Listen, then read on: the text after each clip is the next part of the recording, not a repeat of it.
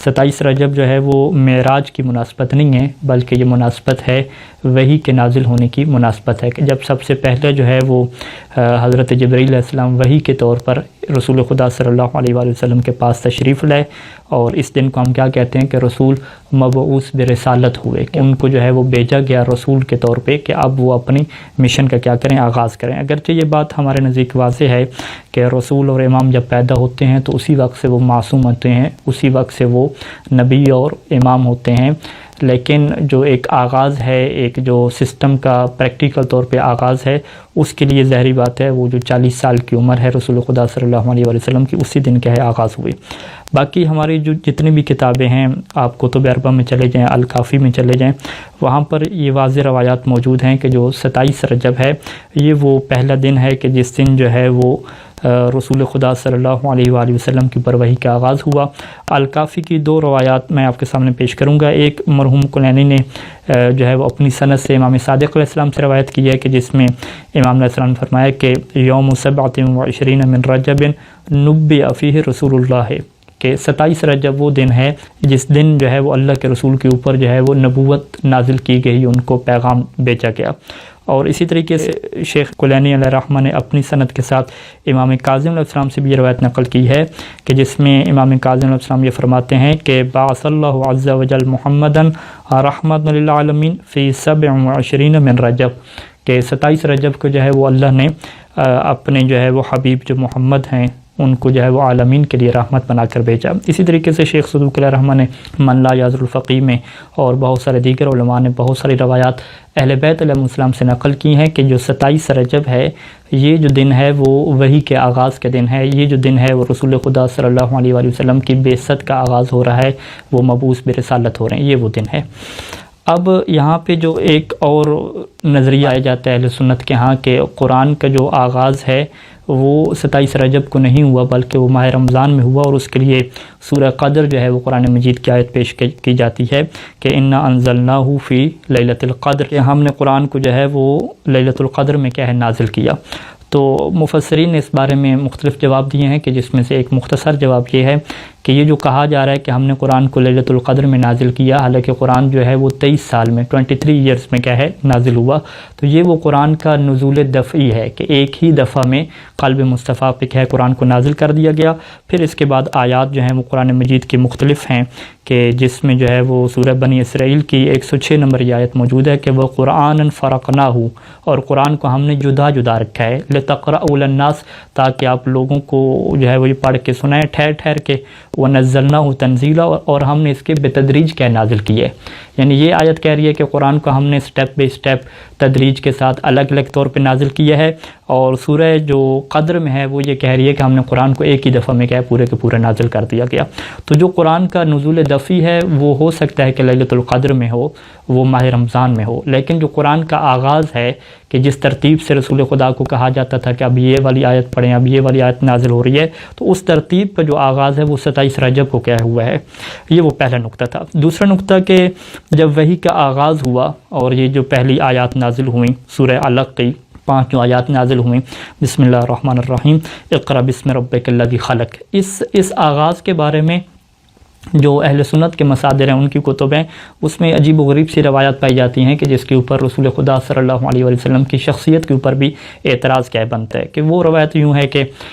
جب وہ فرشتہ جو ہے وہ وحی لے کر نازل ہوا تو اس نے جو ہے وہ کہا کہ اے محمد جو ہے وہ تم پڑھو،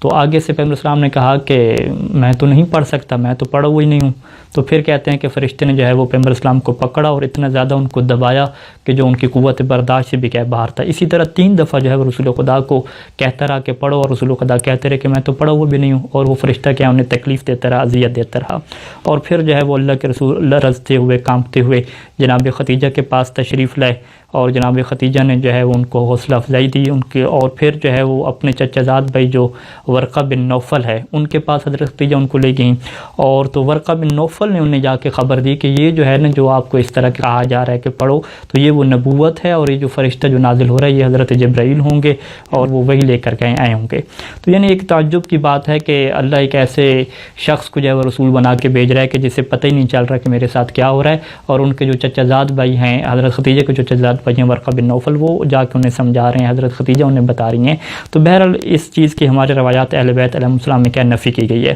ہمارے پاس جو روایات ہیں جیسے کہ تفسیر قمی میں یہ روایت ہے کہ جب حضرت جبرائیل آئے اور انہوں نے کہا کہ یا محمد اقرا، کہ اے محمد پڑھیں،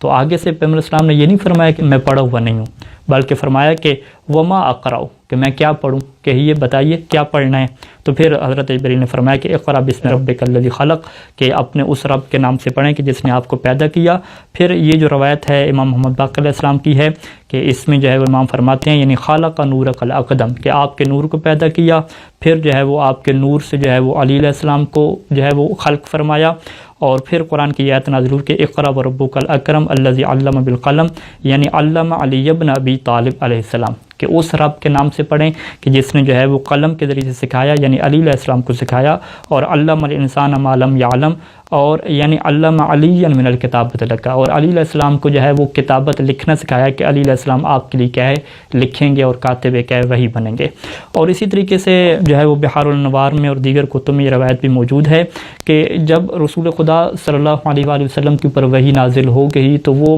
ایک پریشانی میں تھے کہ میں کس طریقے سے یہ جو جاہل قسم کے لوگ ہیں ان کو جا کے بتاؤں گا کہ میرے اوپر وحی نازل ہو رہی ہے، وہ سارے مجھے مجنون کہیں گے، پاگل کہیں گے. تو یہ بڑی ان کو ٹینشن تھی اس حوالے سے. تو اب یہ کہتے ہیں روایت میں ہے کہ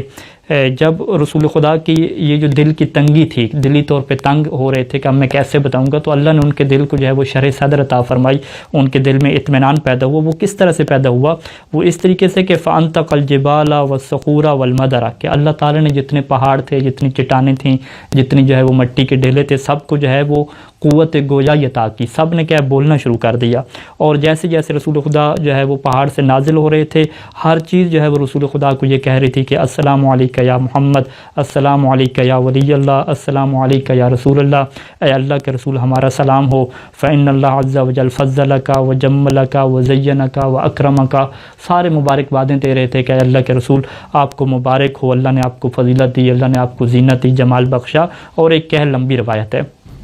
یعنی پیغمبر اسلام صلی اللہ علیہ وسلم بڑے مطمئن طریقے سے جو ہے وہ نازل ہوئے ہیں، اور بہت زیادہ جتنی بھی کائنات کی مخلوقات تھیں سب ان کو جو ہے وہ ہدیہ تبریک پیش کر رہی تھی، مبارکباد پیش کر رہی تھی کہ آپ اعلان کر دیں، اور کسی قسم کی جو ہے وہ ٹینشن کی بات، کسی قسم کی گھبرانے کی بات کیا نہیں ہے. یعنی ایسا نہیں ہے کہ رسول خدا ٹینشن میں اور پھر ورقہ بن نوفل اور جناب خدیجہ نے انہیں حوصلہ افزائی کی اور بتایا ہو کہ یہ جو ہے وہ وحی ہوگی، یہ نبی ہوگا. ایسی کوئی بات کیا ہے ہماری روایات اہل بیت علیہ السلام میں کیا نہیں ہے. آخری نقطہ کہ قرآن مجید کی آیت ہے کہ هو الذی ارسل رسولہ بالہدی ودین الحق لیظہرہ علی الدین کلہ. یہ جو آیت ہے 3 مرتبہ کیا قرآن میں بالکل اسی سیم ٹیکسٹ کے ساتھ کیا تکرار ہوئی ہے کہ وہ ذات کہ جس نے اپنے رسول کو ہدایت کے ساتھ بھیجا اور حق کا دین بھیجا. کیوں؟ لیظہرہ علی الدین کلہ، تاکہ جو اللہ ہے وہ اپنے اس دین کو تمام دینوں کے اوپر کیا کر دے، ظاہر کر دے. یعنی جو دین اسلام ہے، دین حق ہے، وہ تمام دینوں کے اوپر کیا آ جائے، غالب آ جائے، اسی کی کیا ہے حکومت ہو. اب یہاں پہ جو بنیادی سوال پیدا ہوتا ہے کہ کیا ایسا ہوا ہے، کیا پیغمبر اسلام کے زمانے میں ایسا ہوا تھا کہ دین اسلام تمام دنیا کے ادیان پہ غالب آ جائے؟ کیا اب ایسا ہے؟ مسلمانوں کی تعداد کتنی ہے؟ تو سب کہیں گے کہ یقیناً ابھی تک ایسا نہیں ہوا. جب ابھی تک ایسا نہیں ہوا تو اب قرآن مجید کیا ہے تو کہہ رہی ہے کہ ہم نے جو رسول کو بھیجا، ہمارا مقصد ہی کیا ہے کہ دین کو تمام ادیان پہ غالب کرنا ہے، دین اسلام چھا جائے گا، ہر جگہ پہ دین اسلام ہوگا. تو یہ پھر کیسے ہوگا؟ یقیناً یہ تبھی ہوگا کہ جب مہدی دوران قائم آل محمد علیہ الصلاۃ عجل اللہ فرجہ تعالی شریف اس دنیا میں تشریف لیں گے اور وہ مبعوث ہوں گے اور وہ اپنا اعلان کریں گے. تو اس وقت جو ہے وہ جو بعثت کا مقصد ہے کہ دین اسلام کو تمام ادیان پہ غالب کرنا، وہی مقصد کیا اس وقت پورا ہوگا. خداوند کریم سے دعا ہے کہ خدا ہمارے 12ویں آقا کے ظہور میں جلد از جلد تعجیل فرمائے تاکہ جو بعثت نبوی کا مقصد ہے وہ بعثت امام زمانہ سے پورا ہو سکے. والسلام علیکم ورحمۃ اللہ وبرکاتہ.